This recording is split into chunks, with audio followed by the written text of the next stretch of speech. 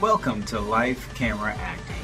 This is the podcast that shines a light on the business of acting. I'm your host, Scott Akis. My friends and I will chat about the good and the bad of working as an actor, as well as how to deal with the challenges of life while working in a career that, well, it just refuses to follow any standard business practices from other industries.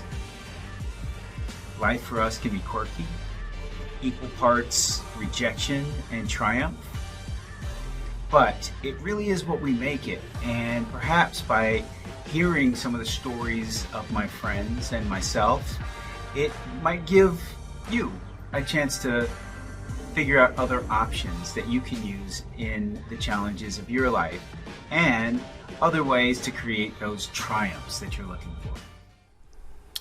All right. So today's guest on Life Camera Acting is Joseph Hererra. Thank you for being with me, Joseph. Joseph is a Dallas, Texas-based director and actor. He was born in Fort Worth, Texas, and he's been in love with filmmaking since he was a child. Joseph started taking his filmmaking career seriously in 2020. We have that in common. And in the first 2 to 3 years, Joseph struggled to get booked for the jobs he really wanted. He seemed to be stuck as an extra or a production assistant. So he started to write his own content and save up his own money to produce projects. People started to take notice, and Joseph was then asked to come on board for bigger projects. Since then, Joseph has had 2 full-length films distributed by ITN Distribution on Amazon and Tubi. The biggest project of his directing career so far was a film called Roman, where he directed Leon Robinson and Andra Fuller. Nice. Joseph is currently in pre-production for a full-length feature film. Joseph runs his own YouTube channel, which is currently monetized. Joseph, welcome to Life Camera Acting. Yeah, thank you for having me. Cheers. Cheers. All right. So today I'm drinking an old fashioned, and Joseph is drinking a whiskey Coke with mellow corn. Yes. That is some of the smoothest whiskey. That's delicious. Cheers. I'm ever feeling nervous, I'm like, get out that whiskey. Yeah. Here's a little thing I'm gonna say is the first time I was so nervous being on a set as a director, and I did a good job, but what I did was get a little, what are those, flask? You can't see what's inside of it, and put some alcohol in it. And it was actually the first project I think people noticed, and so I thought, man, I hear the stories of people who do Coke.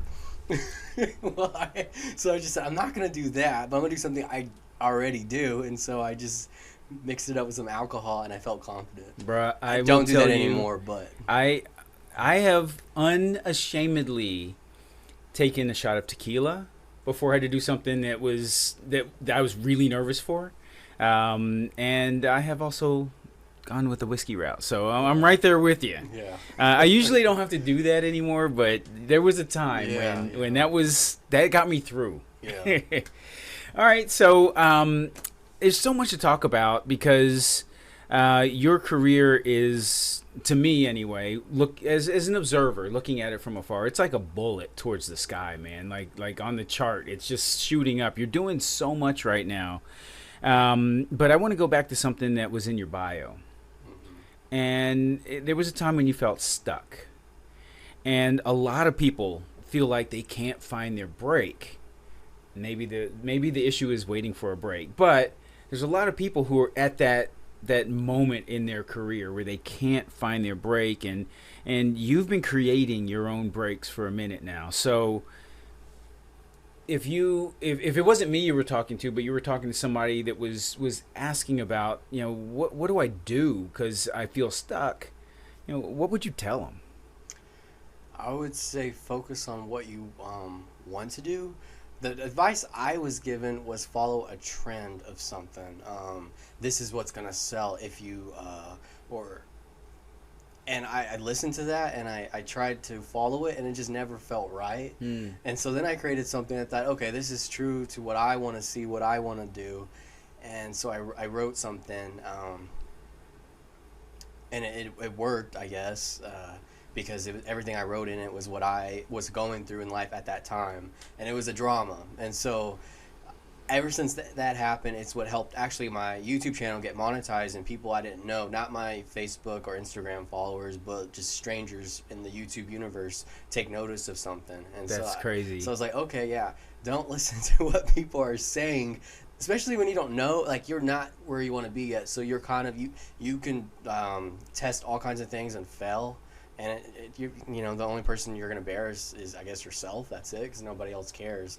And so that's kind of my mindset of do something. If it works, it works. If it doesn't, then go find the next thing to do. But something will pick up, and just follow what you really want to see and do for yourself. I think that a lot of actors will relate to that. And I speak about actors in particular for this because, I mean, you do have to be, your art has to come from the inside out. It can't be directed from the outside in. Otherwise, it is a pass-fail situation.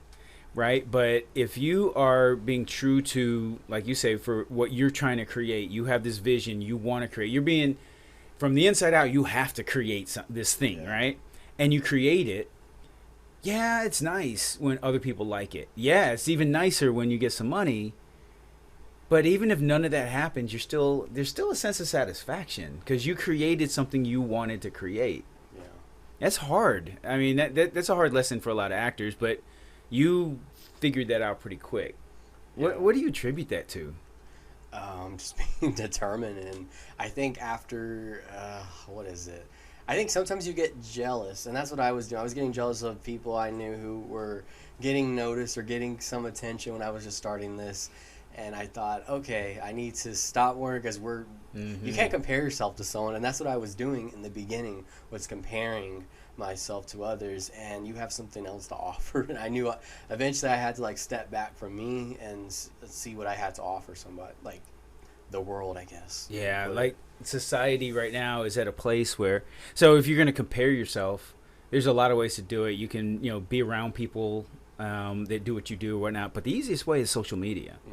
And social media, to me anyway, you can tell me what you think about this. Social media has this two-edged sword. It's healthy in the sense that you can put yourself out there and find the people who gravitate to what you do.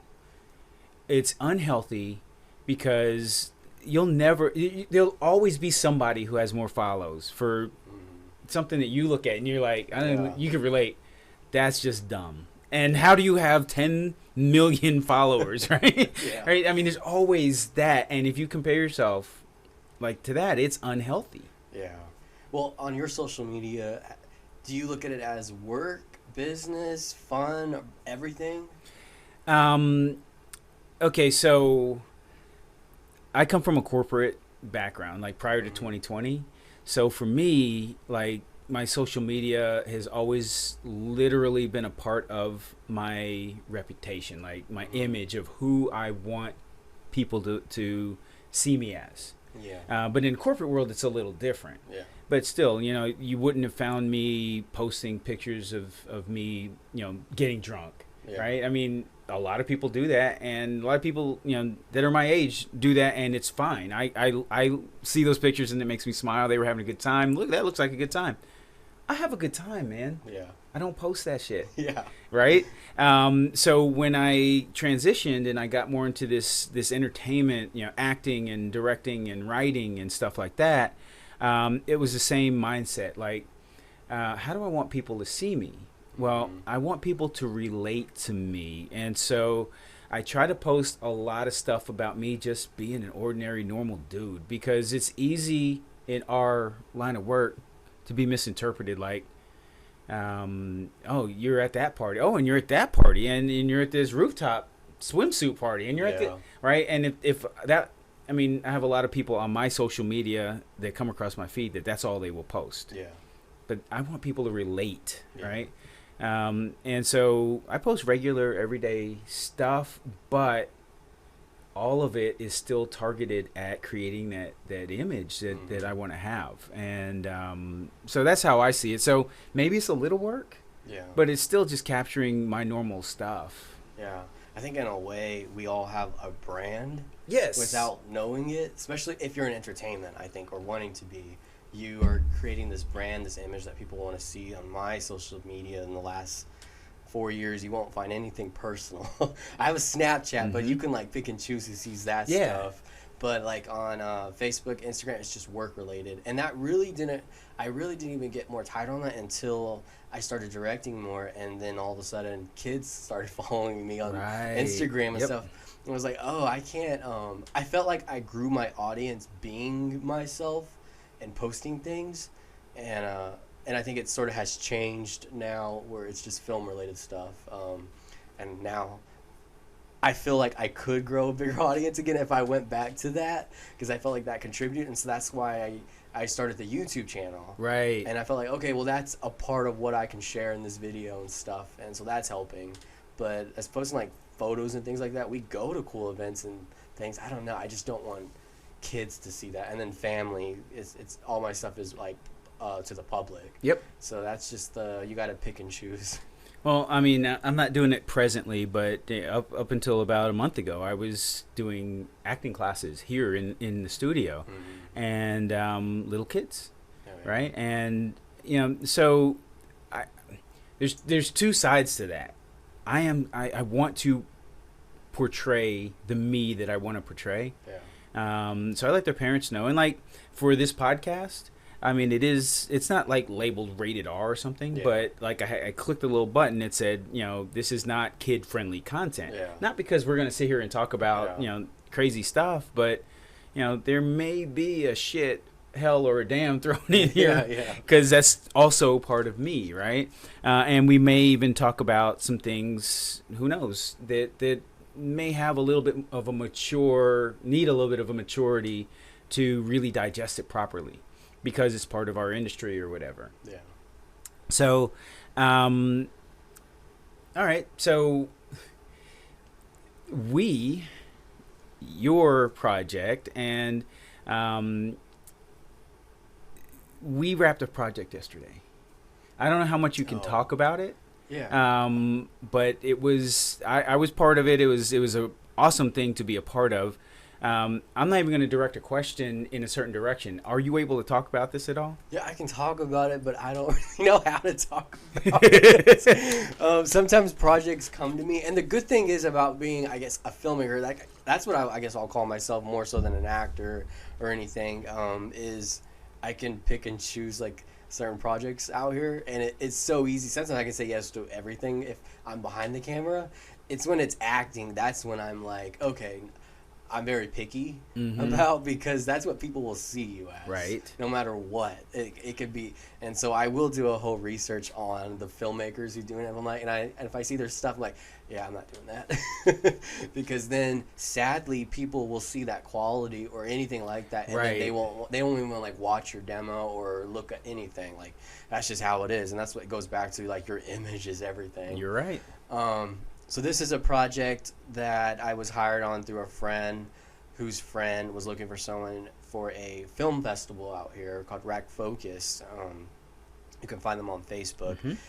It's she served in the UN, and she was one of the few women that did in the 70s, I think 60s. She just gave me her bio, but I haven't read it completely. She was part of the whole getting Nelson Mandela into his position at the time. I'm not good with dates. Yeah, the stories that she can share are just insane. Yeah, and she is, I believe, what is she? Russian, I think. Yeah. So we got to shoot this at the Thanksgiving Square in downtown Dallas, which was really cool. And it's just it's a book called Mangoes and Blood. And it focuses on a love story, but it also focuses on, back in the 70s, there were so many hostage situations. And so when I read the book, and I read it in one sitting, it was so good. And I said, okay, I think what I can take from here is the romantic subplot and focus on that in this 10-minute short, because it can only be 10 minutes or less. And then focus on a little of the hostage situations and why these people are. And yeah, we had to shoot this all in one day. Which is crazy. Yeah, this is where I become a PA, an AD, a director. It's just, it was a lot of fun, though. It was really hot, even though we were inside. Yeah. But I had a lot of people like you, you know, who were on set who really helped and did extra things. And yeah, so I guess that's as much as I can talk about. Okay. Once it's like edited and turned in September 14th, I think that's the due date. I can talk more about it. Fair. So I will tell you my experience, from my perspective, you know, working on that project, it is refreshing at times to do, you know, something that's not SAG or not with people who, I mean, there are people there who've worked SAG projects. There are people there who've worked some really big stuff. Yeah. But everybody was just like, you know what, pitching, you know, where you can, and let's and we, I mean, cast and crew together. I've been on some sets that became tight, but this set, like, everybody gelled, from the extras to, you know, your grips to the actors to, you know, directors and AD. I mean, everybody was just gelled. It was you created a really good atmosphere. And see, that's always the thing in my position. I never get to experience that. I always hear some really great stories, but I'm in, like, you know, I'm the whole time I'm on the floor making sure everything's going right, people are listening. And so it feels good when you, because I have been on sets where it's just nobody gelled. It was just, there were egos. But this one, that's one of the things my partner, who's always like helps me co-produce, Martha, and I, is we want to make sure it's just a smooth set. And so I heard there were some really good stories, and same with Tatiana. You know, I try to get. We only had a month to really get this ball rolling, so I tried to get as much information I could from her, and then the story and working on it. But I heard she had some good stories to share with everyone. Good. And there was a bunch of foreign people on that set too, which was really cool that I didn't even know. Like, there were some Russians, there was just I didn't and you had a little accent on there. I might have had a little accent. We'll talk about that after post-production too. We'll save it. But you know, I was really I watched you, and I actually told you this. I watched you in a different way yesterday. You know, even though I was focused on being in character and all that, I was still, you know, very aware of my surroundings. And one of the reasons is because this is a couple years ago, but my very, let me back up. I was like you. I was auditioning for everything, and, you know, I mean, as a new full-time actor, this is my job. I'm not, you know, waiting tables, and I'm not doing it. I need to work, and I'm auditioning. I'm not getting stuff, which is every actor's experience. So I decided, you know what? I've written a book. I've written for newspapers. I've run corporate companies as the CEO. I can do whatever I want. So I wrote a story, a screenplay. I then was the casting director. I did all the things just like you. I put everything together, and then I directed it, and I was the lead. And that is, like, the other two actors in that did awesome. Yeah. That is the worst steaming pile of shit that I have ever produced. What makes it a pile of shit? You're acting? Yes. Because I'm focused on crafty and, you know, making sure that, you know, the airplane isn't, the wind and, you know, all the things. And then I have to turn around and do a dramatic scene, and I just wasn't hitting it. And you can only do so many takes. How was your attitude, though? Oh, it was great. Were you very patient with your actors? Yeah, for sure. And it was the middle of summer, and it was a total outdoor shoot. So imagine if we did yesterday outside. And we were in the sun, and that was us. And we all had a blast. But in post, it was very difficult. There were, you know, odd noises that I didn't catch. Or, you know, this thing, now I got it. Thankfully, we filmed in 4K. I got to, you know, zoom out of that. I mean, it was the biggest learning experience of my life. And I had decided, unless I had a miracle crew, I'm never directing and acting again. But I watched you. And it was really because I had attended a premiere of one of your other movies, Along Came a Shadow, and I watched you act and direct. And I loved how you pulled that off. So I was watching you yesterday. And I was amazed. I was absolutely amazed. You were relaxed the entire time, which the leader needs to be. And, you know, you had everybody where they needed to be 90% of the time. And, and I mean, the thing was so smooth. It really was. So kudos. Yeah, thank you. But, you know, how do you have a system? How do you manage this? I think the first thing I do, because here's one thing that people don't like to hear who went to film school, is I say, this is where the customer's going to come in, right? That's okay? It's totally okay. Fuck film school rules in Texas, Dallas independent productions. Hey. Sometimes I hear indie. You know, there are two types of indies I see. There is Hollywood indie, you know, Atlanta, that. And then there's Dallas indie. You know, I don't want to hear about Mark Wahlberg signed on to an independent film and we need to follow how he did it. Right. That, first of all, he can sell 1 million tickets, but just by his name. Correct. And they're going to give them so much, you know. And you're gonna get a little slack. Yeah. And so and then there's Dallas indie where it's not a SAG, non-union.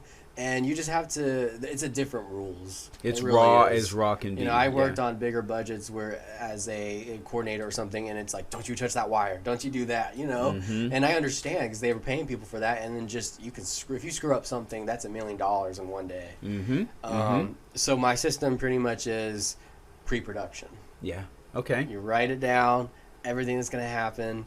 And most of the time, none of the stuff you write down comes into play anyways. I'll write down everything, but it's there in case you need to look back at it. And, yeah, I'm really good at the scheduling and how I want to, just like yesterday's shoot. I mean, I had a good time with it, but I'm just like, if I had more time, that would have been better. Of course. If we shot that in 2 days. So, honestly, yeah, it's just like, pre-production. Well, you started some careers yesterday too. I did what? You started some careers yesterday. I did. We had one young actress who has never acted in anything, and she got to say lines on screen. She had really nice screen time, and she got shot in the head and had to die.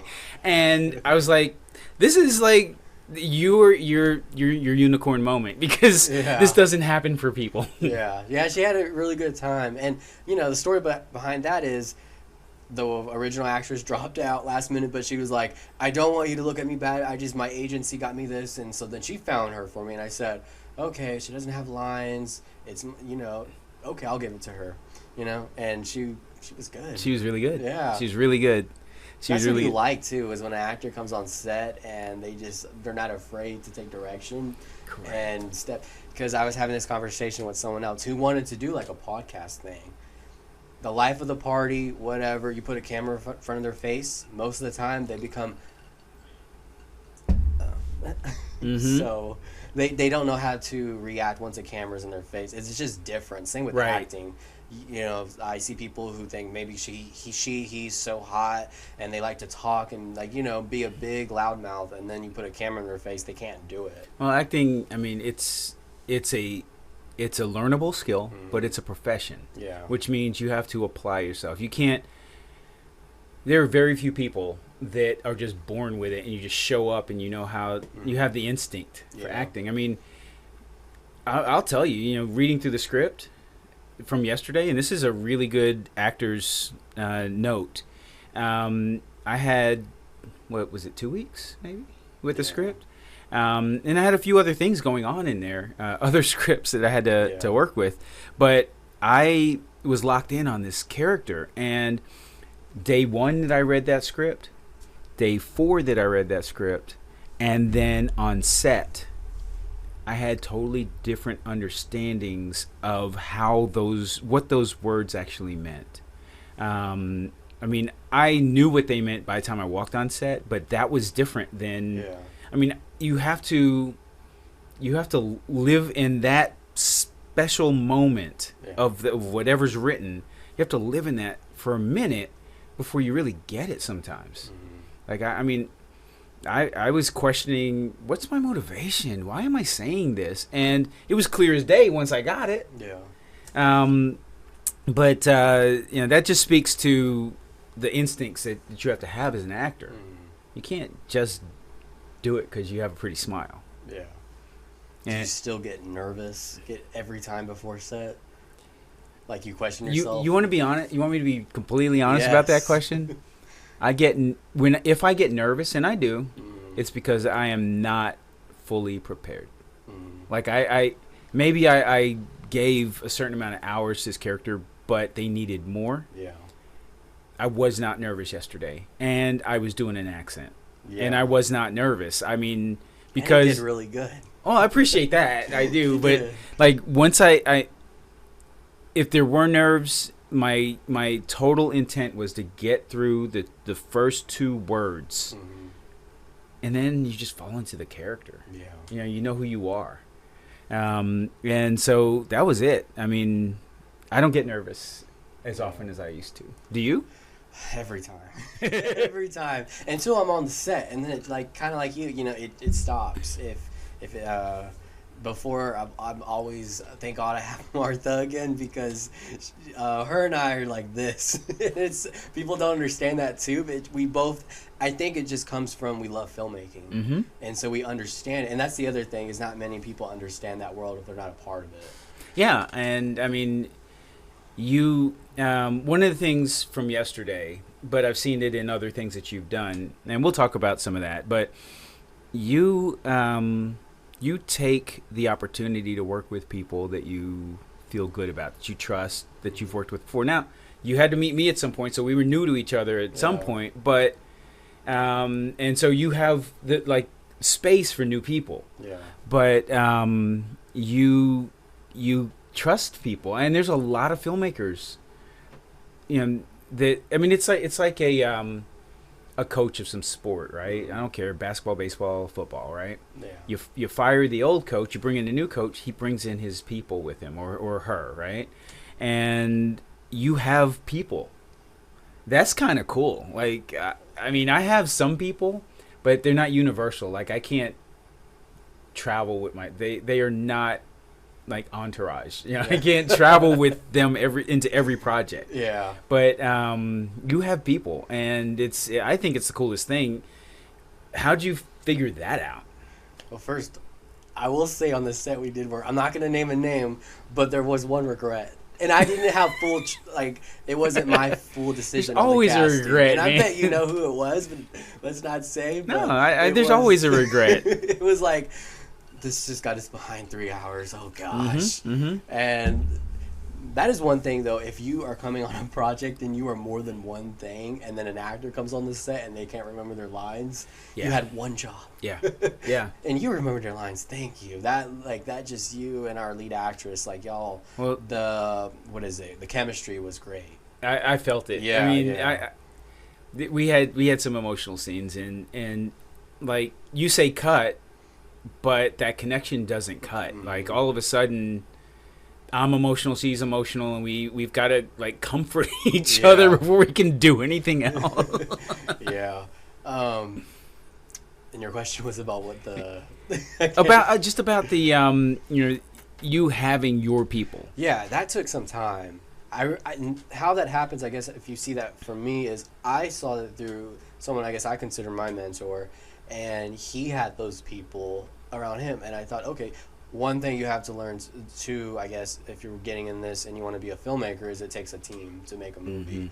I never go and say, because I'm still learning every day. I'm not where I want to be, and I've done so much shit projects. Right. I mean, I think I did one shit project with you, and I won't name that project, but that was more like, I came and I said, listen, I'm not this, but you want to hire me? I can go and do my best to edit it, but I'm not a cinematographer, But sometimes some things are for pay. Sometimes some things are like, okay, you trust me, I will do my best. I might be good at it, but it doesn't mean I'm not going to do my best. For sure. And I think people see that, and luckily I've been able to have a team of people that really want to, and as long as you get better, they stick around. Well, and you get to let your best represent you. Yeah. That project I told you about, my very first foray into writer, director, actor, and everything else in between. Yeah. I went ahead and submitted it.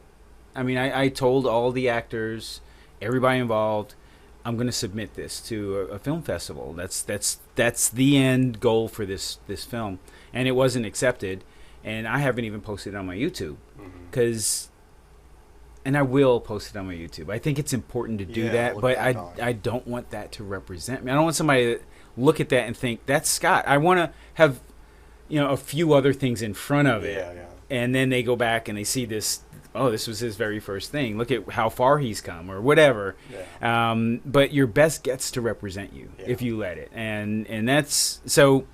We all have those projects, right? Yeah.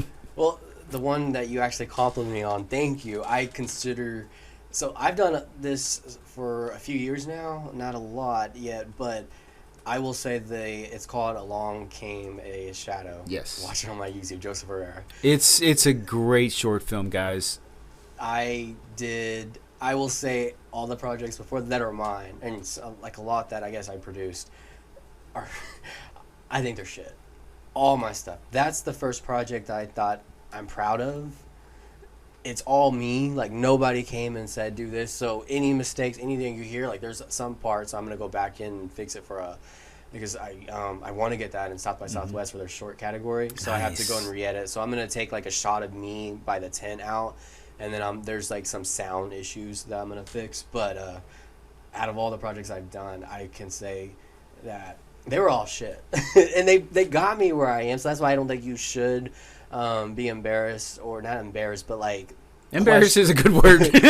Question, should I do this or not? I say do it because I did it, and if you go on my YouTube and you see some of my stuff, they're bad, and I think that's what that's how, from your question earlier, is people took notice locally from me, is that they said, okay, this guy is trying, and I like that.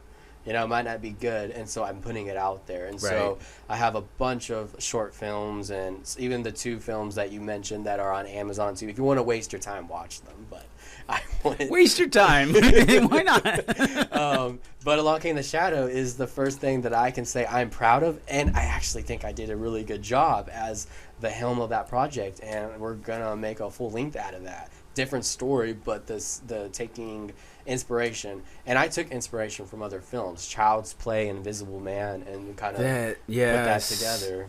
Yes, you can see if this is something you stop to think about. Mm-hmm. I mean, a lot of people just digest it, but if you stop to think about, wow, that has little tentacles from, and yes, Invisible Man is definitely one of those, and Child's Play, yes. I mean, a lot of that's very cool. I mean, what was that movie?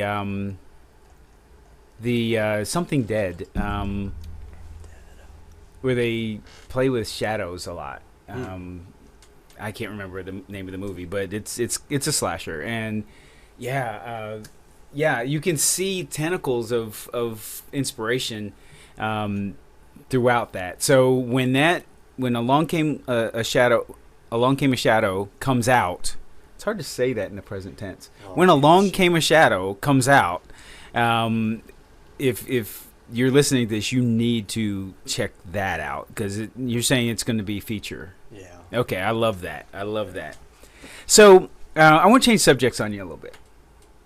Okay, so you haven't been doing this super long. So you had a life before this, and now you have this life. It should be clearer to you than a lot of people who've been doing this forever, right? What do people outside of the industry think about your job? They don't take it serious. I mean, now they actually are. This year they have been. Before, because I guess when it's your own project and stuff, whatever. Then once you start getting paid and getting like good, I guess for me, good money. Sure. Then they're like, oh, okay, he paid his bill, or he can pay his bills. But even then, I think until maybe I'm directing some show that has a full season on, like, then they will. But sometimes some people also don't really just care about the business of this. They just think it's like, oh, you're not a lawyer, you're not right.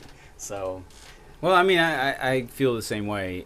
I don't think a lot of the people that knew me as that corporate CEO or as that company founder, or whatever, all the different things I've been, take me seriously in this role. It is funny to have some of those conversations where, you know, if you talk to somebody and you ask them to participate in something you're doing, like there's an opportunity, like they think they're helping you, and you're just, no, I thought this would be cool for you, but I mean, for me, I'll say just from an acting perspective, see, I think we are trending in the same direction, and it's kind of cool that, you know, we are connected. And this is the first year where just from acting, I'm gonna surpass the average actor's salary. Nice. Because this is what I do. Yeah. I mean, I have some extra time, so I sometimes get to do some things, you know, on the side, but this is what I do. And so my primary income that I consider my primary income is this. And it just makes you feel good to you know, pay your bills, to do those things, because this industry just doesn't pay unless you are freaking Tom Hanks or, you know, Denzel or somebody like that. I mean, it's proving that right now. And even though what's going on with SAG, which is sad, but I've been getting a lot of acting work outside of it because they're wanting to pay non-union. So, you know, I did an ABC show 2 weeks ago, and that was only because they pretty much just hit up the agency and said, "Who are your best?" and I was surprised too that the agency, and I'm not like repped really by anybody. I usually just have certain locals people say, "Hey, I know who you are. Do this." Sure. And so, and the other thing is, like, I think you do take acting classes, right? So I do, because of this role and 2 other roles, and you know, a little piece of side business that I was able to do for a little while.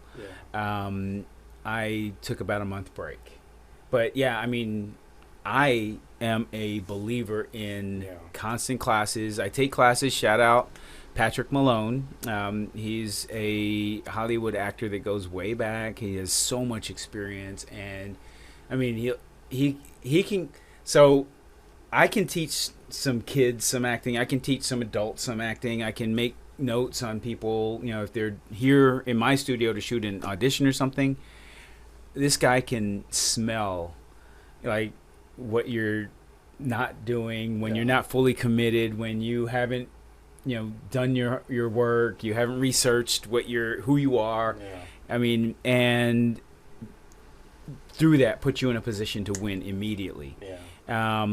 So yeah, I take classes, and I also take, you know, the occasional class. I just took a class a couple weeks ago. No, it was last weekend, with 3 casting directors.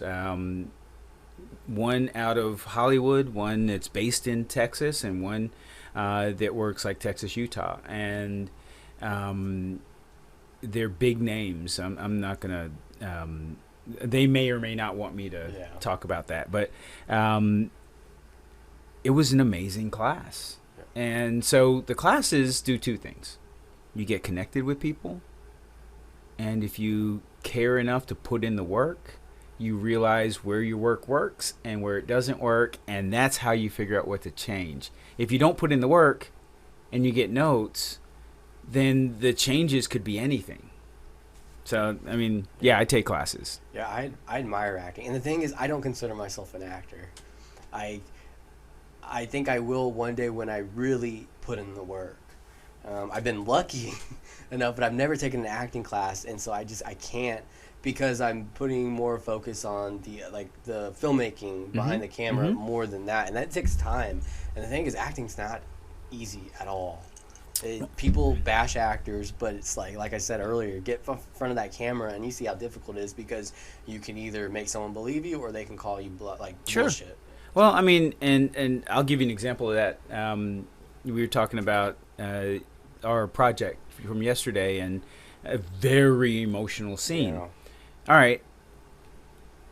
There's a skill that I've just discovered, like, in the last 3 years, where you can be having a side conversation with crew laughing about something and then crying in the next 30 seconds. And it really, I mean, you hear the term "put yourself in the moment" a lot, but that's where the work comes in. It's hard to get in the moment if you haven't spent a lot of time preparing to be in the moment. And there'll be some actors, hit me up. I can help explain this because I don't have time here. But there'll be some actors that are like, I still don't know what the hell you're talking about, Scott.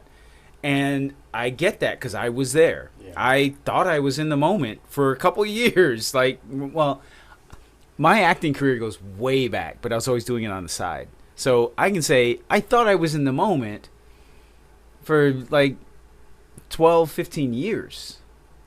And then I really discovered it after I started putting in the work because I had the time. I was doing this full time. And when you do acting full time, you're not employed full time. So all the rest of it should go towards development. Boom, I discovered it. Do you, in an emotional scene, do you prefer to step away? The answer is the same as before. If I'm not quite if I'm not 100% prepared, I need to. I need to reset. I need to get my mind right. Like, I just gave everything and I need to give it again, and they're gonna call another take here. I'll have to tell the director right now, I need 3 minutes. Right? But if I'm prepared, if I've figured out what that moment is, and then I found it with whoever I'm acting with, 2 or 3 people, 1 person, whatever, I can slide back into that moment in a heartbeat. But it really is about preparation. I mean, that's it. So let me ask you, what's coming up for you? Anything on the horizon that's concrete? There are some projects that I worked on that I can't say anything. Okay. And when I say that, that's like because it's for like a network or something. Well, let's explain that. Yeah. So in the corporate world, if you're not working in this industry, in a corporate world, you might have to sign an NDA for some stuff because of competitive reasons. If somebody else figured out what you're doing and they were first to market, they're going to get all of the stuff that you were counting on. It's the same here, except maybe it's a little bit more cutthroat. Like, in the corporate world, somebody might steal your idea. In this world, if it's a good idea, somebody's gonna do it.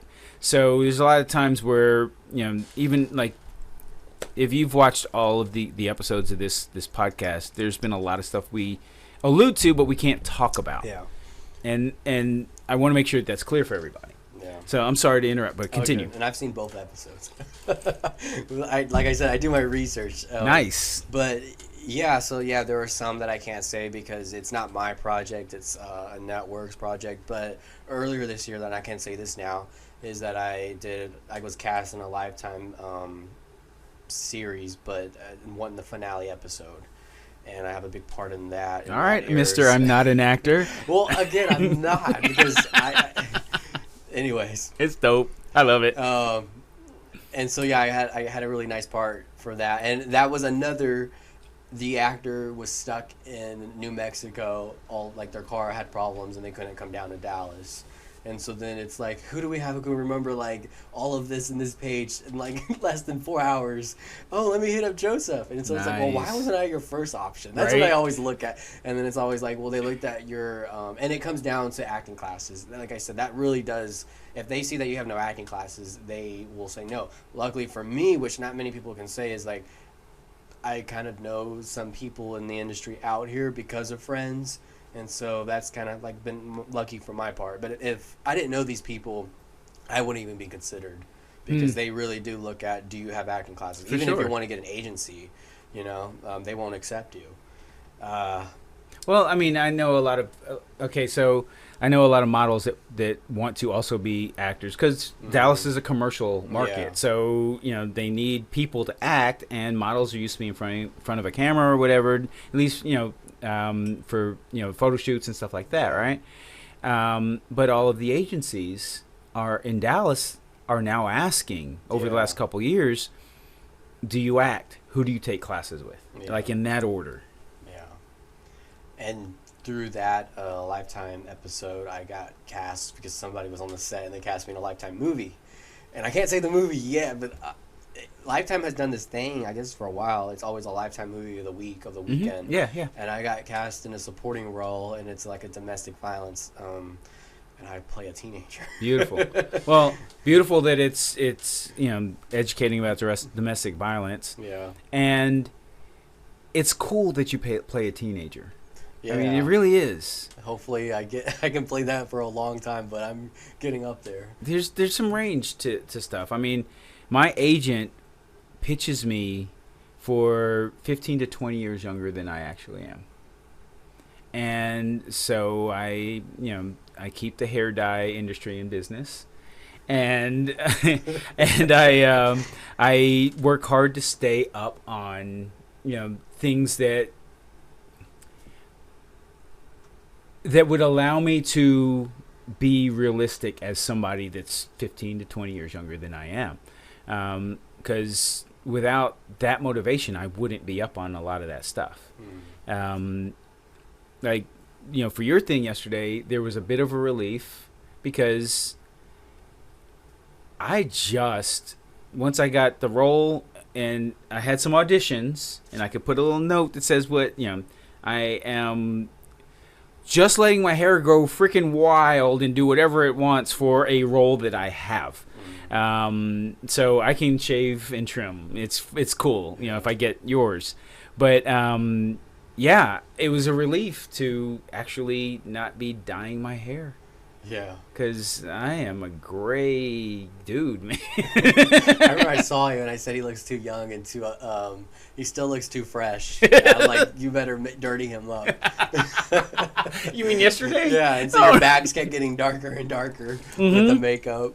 They did. I was joking that I was like into zombies, or I was a zombie dude. All right, so our time is growing short. Let me ask you a couple closing questions. Well, I asked you one. What's upcoming for you? And you answered that. So the last one then is... Can I say when that airs? Yeah, go ahead. Well, actually, I don't know when this will be posted, but it'll be on the Lifetime app this Tuesday. It airs Monday on television, so 7 p.m. Lifetime. Okay. So it airs Monday. Yes. And is that like a recurring air, or can you get it on demand? I think it might still air but it's definitely on the Lifetime app. Okay. Yeah. So our podcast is released on a Wednesday, so Watch it on the app. Watch it on the app, guys. Okay, so I want to give you an opportunity real quick to make sure that people know how to find you. YouTube is a good way, but any other way too. Yeah, YouTube, just type in Joseph Hererra. It should be the first person pops up. And then you can follow him on Instagram. It's Joseph Hererra, but in Joseph, the O is a 0. He's not a 0. And okay, so I always end my my life camera acting sessions with the same question, and I think that this is important because nobody ever does anything like ever figures out where they're trying to go and gets there by themselves. It just doesn't happen. And so I think it's important to be able to shout out, where do you get your support? And the people who support us often don't get enough credit, right? So who supports you and who pushes you and when you don't feel like doing something and maybe who gives you that energy that you need to get past the humps that are in the road that we travel. So I'll let you answer that, and that's how we'll close. Yeah, who supports me is the people, my family, they do, and just like I'm able, I know how to separate the two worlds because they are completely different. But yeah, my family just supports me in doing it, and then people that I have attached myself in the business, also really support me. So I think you just you got to keep a support system. You can't do this alone. If you try to, you'll fail. You flame out is what happens. Like you burn out and you're just so tired. You know what you want to do. maybe you're so focused, you have it on a spreadsheet, you know what you have to do, but it's just hard to do it like 100%. And so when you get to those uncomfortable periods, you can't fight through. Yeah. But your support system helps you with that. Yeah. So one of the goals, I guess, including next year, but this year too, is to find more friends. I'm a very antisocial person. Even just coming out and doing this, it's like being yourself. It's like, but yeah, so I think just, I don't know, going through life, you got to have friends, family who support you and like you. You know, loving you is great, but they got to like you too. Well, the liking is a daily choice. Yeah. I mean, if they love you, they just love you. Yeah. But if they don't have to like you today. Yeah. But I will say you're not alone. I mean, I don't know what it is today, to be honest, but there was a period where, so I do a lot of psychology stuff. I want to know people, and that helped in my corporate career quite a bit, but it helps me even more as an actor to have that psychological background. And there was a time when it was, the numbers might be a little bit off, so give or take, but the way I remember it is it's like 53-47.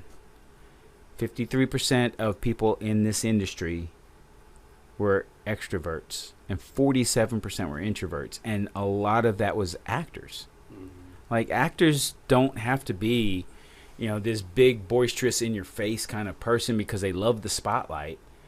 Actors sometimes have to be the person that can get inside their own head and be comfortable in there and figure out how to align themselves with somebody else.